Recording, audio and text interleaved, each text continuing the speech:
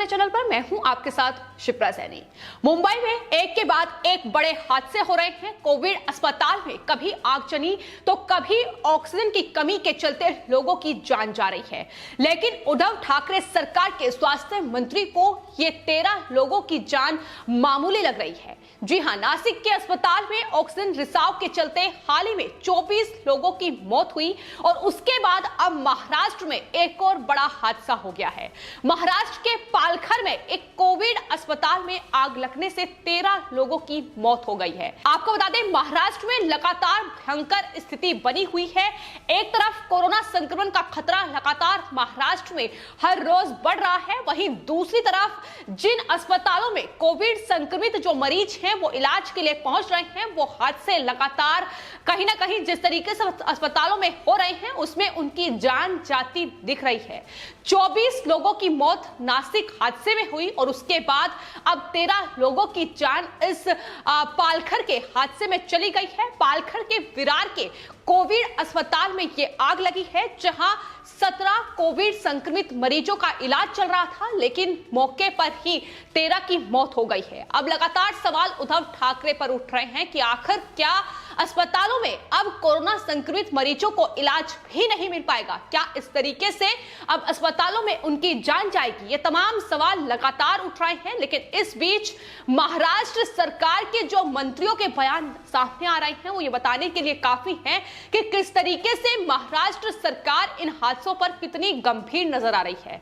महाराष्ट्र के स्वास्थ्य मंत्री राजेश टोपे का बेतुका और गैर जिम्मेदाराना बयान सामने आया है। 13 लोगों की जान इस पालघर हादसे में गई है, लेकिन 13 लोगों की जान, उन्हें कोई राष्ट्रीय खबर उसमें नजर नहीं आती है। यह है महाराष्ट्र के स्वास्थ्य मंत्री राजेश टोपे। जब उनसे इसको लेकर सवाल किया गया कि दरअसल कोविड अस्पताल में आग लगने से 13 लोगों की मौत हुई है, इस पर उन्होंने कहा कि दरअसल ये कोई नेशनल न्यूज नहीं है।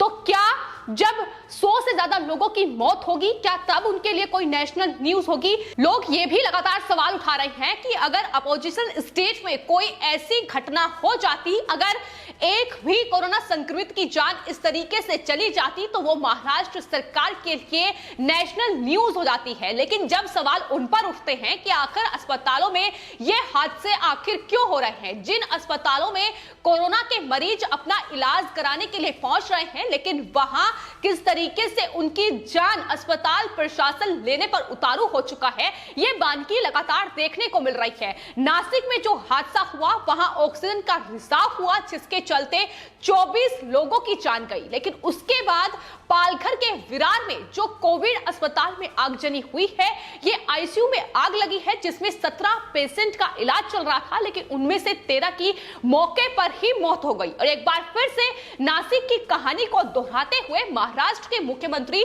उद्धव ठाकरे ने तमाम आरोपों से पल्ला झाड़ते हुए एक बार फिर से जांच के आदेश दे दिए हैं। क्या जांच के आदेश देना ही काफी है? यह सवाल भी लगातार उठ रहा है, क्योंकि कोरोना का दौर लगातार देश में जारी है। लगातार कोरोना संक्रमित मरीजों की संख्या बढ़ रही है, जहां तमाम जो राज्य सरकारें हैं वो लगातार तमाम बंदोबस्त कर रही हैं, लेकिन महाराष्ट्र सरकार पर शुरू से ही सवाल उठ रहे हैं कि आखिर महाराष्ट्र सरकार का इतना मिसमैनेजमेंट कोविड को लेकर क्यों देखने को मिल रहा है? आखिर क्यों अस्पतालों में बेड नहीं है? अगर अस्पतालों में इलाज चल रहा है तो वहां इस तरीके से हादसे एक के बाद एक होते नजर आ रहे हैं, और उसके ऊपर स्वास्थ्य मंत्री राजेश टोपे कितने गंभीर हैं इस पूरे स्वास्थ्य संकट को लेकर, यह भी उनके बयानों में साफ तौर पर झलक रहा है, जिसको लेकर अब बीजेपी भी कहीं ना कहीं महाराष्ट्र सरकार को घेरती नजर आ रही है। बीजेपी के नेता मनोज कोटक ने जाहिर तौर पर 13 लोगों की मौत होने पर उन्हें श्रद्धांजलि अर्पित की, लेकिन जिस तरीके से महाराष्ट्र के स्वास्थ्य मंत्री का बयान सामने आया उसको लेकर भी घेरा है। राजेश टोपे को घेरते हुए मनोज कोटक ने लिखा है कि 13 लोगों की मौत हो गई, लेकिन महाराष्ट्र के स्वास्थ्य मंत्री राजेश टोपे ये सोचते हैं कि ये कोई राष्ट्रीय समाचार नहीं है। उन्होंने कहा कि पूछताछ करने पर वो कहते हैं कि दरअसल 10 लाख रुपए दिए जाएंगे।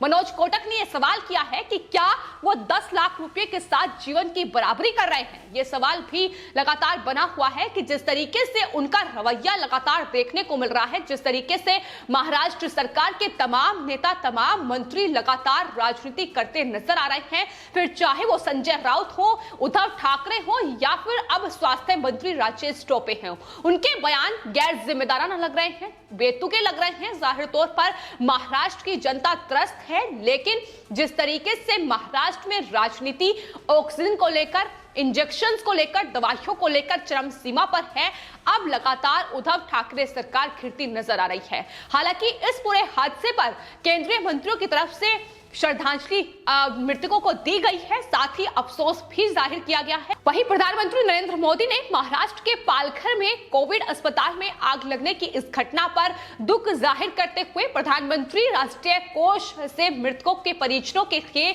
2 लाख रुपए और गंभीर रूप से जो घायल हैं उनके लिए 50,000 रुपए की अनुग्रह राशि को मंजूरी दी है। यानी उनकी सहायता अब केंद्र सरकार की ओर से प्रधानमंत्री राहत कोष में से की जाएगी।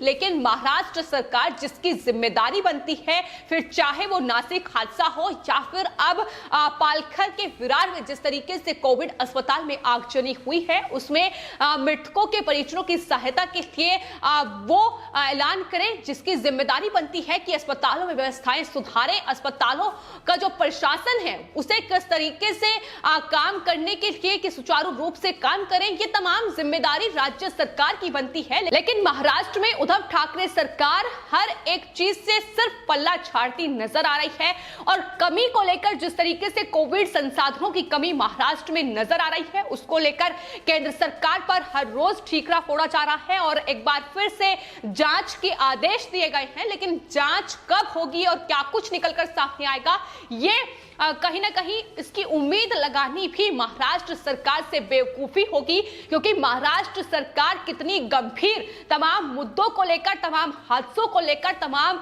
चीजों को लेकर रही है। ये पिछले दिनों कई ऐसे मुद्दे महाराष्ट्र में देखे गए हैं जिसमें महाराष्ट्र सरकार की असलियत देखने को मिली है, जहां महाराष्ट्र सरकार अब कोविड के इस दौर में भी राजनीति कर रही है।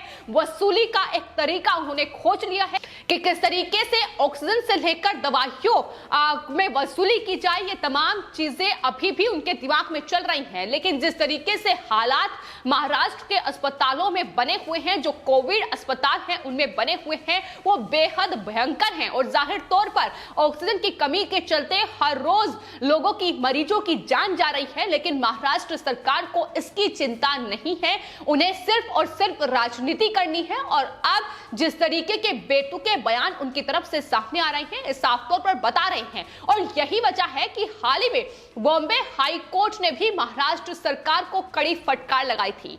ऑक्सीजन की कमी नासिक के अस्पतालों में चल रही है, इसको लेकर संज्ञान लिया और जाहिर तौर पर महाराष्ट्र सरकार ने बॉम्बे हाई कोर्ट के आदेश का पालन नहीं किया, जिसको लेकर बॉम्बे हाई कोर्ट ने उद्धव ठाकरे सरकार को कड़ी फटकार लगाते हुए, नाराजगी जाहिर करते हुए यह कहा था कि हम एक दुष्ट समाज में रह रहे हैं, दुष्ट प्रदेश में रह रहे हैं, जिसकी सरकारें बिल्कुल कार्य नहीं कर रही है, लोगों के मौलिक अधिकारों का हनन किया जा रहा है। और अब नासिक में जो हादसा हुआ, 24 लोगों की जान ऑक्सीजन रिसाव के चलते गई है, उस पर भी बॉम्बे हाई कोर्ट ने संज्ञान लेते हुए उद्धव ठाकरे सरकार से जवाब दाखिल करने के लिए कहा है। तो बॉम्बे हाई कोर्ट लगातार महाराष्ट्र में जो स्थिति कोविड संक्रमण के दौर में बन रही है और जिस तरीके से महाराष्ट्र में उद्धव ठाकरे सरकार हाथ पर हाथ धरे बैठी है, उस पर निगरानी बनाए रखे हुए है। और यही वजह है कि बॉम्बे हाई कोर्ट ने संज्ञान लेते हुए ऑक्सीजन सप्लाई की बात अस्पतालों में कही थी, लेकिन महाराष्ट्र सरकार ने उस आदेश का पालन नहीं किया। लेकिन उसके बाद अब नासिक में जो हादसा हुआ, उसको लेकर भी जवाब तलब कर दिया है। महाराष्ट्र सरकार को अब जवाब देना होगा कि आखिर कोविड अस्पतालों में इतनी लापरवाही क्यों बरती जा रही है, आखिर क्यों वहां इतने हादसे हो रहे हैं, क्यों ऑक्सीजन का रिसाव होता है, आखिर क्यों वेंटिलेटर पर ही मरीजों की मौत हो जा रही है और क्यों ऐसे कोविड अस्पतालों में आगजनी की खबरें लगातार सामने आ रही है। जहां मरीज अपनी जान बचाने के लिए पहुंच रहे हैं, वहां किस तरीके से महाराष्ट्र के ये अस्पताल और उनका प्रशासन लोगों की जान लेने पर उतारू हो चुका है, इसकी तस्वीरें हर रोज महाराष्ट्र से निकलकर सामने आ रही है। लेकिन महाराष्ट्र में जनता का ये दुर्भाग्य है, वो खुद कह रहे हैं कि ये हमारा दुर्भाग्य है कि महाराष्ट्र में इस वक्त एक ऐसी सरकार बैठी है जिसका मकसद सिर्फ और सिर्फ वसूली करना है, बजाय महाराष्ट्र में कोविड मैनेजमेंट करना या फिर अस्पतालों में कोविड संक्रमण के इस दौर में स्थिति को सुधारना। फिलहाल आपके इस पूरे मामले पर क्या राय है, हमें कमेंट बॉक्स में जरूर लिखें और चैनल को सब्सक्राइब करें। धन्यवाद।